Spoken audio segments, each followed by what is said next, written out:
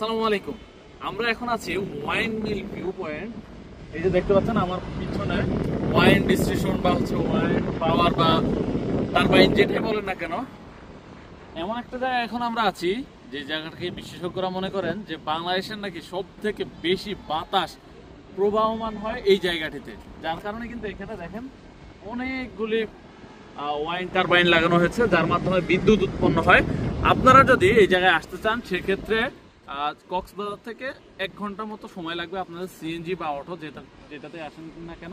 অবশ্যই ভাড়া করার সময় আগে দরদাম করে নেবেন। আমরা যেহেতু রিজার্ভ অটো নিয়ে আসছি সেক্ষেত্রে আমরা 2200 টাকা দিয়ে পুরো অটোটা আজকের দিনের জন্য নিয়েছি।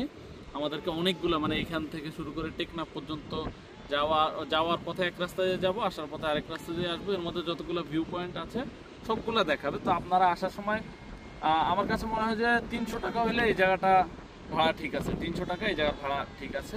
এর থেকে বেশি হলে আপনারা চেষ্টা করবেন কমাই নেওয়ার জন্য। জায়গাটা খুবই সুন্দর, আপনারা চেষ্টা করবেন ঘোরার জন্য। এখানে আমি জানি না কি কারণে সব জায়গায় নিচে পানি আছে, এটার বৈশিষ্ট্য বা কারণটা কি আমার জানা নাই। তবে জায়গাটা কিন্তু অনেক সুন্দর, আসলে রিয়েলি অনেক সুন্দর। যারা কক্সবাজার আসেন ঘুরে যান অবশ্যই চেষ্টা করবেন এখানে এসে ঘুরে যাওয়ার জন্য। সকলে ভালো থাকবেন, আল্লাহ হাফেজ।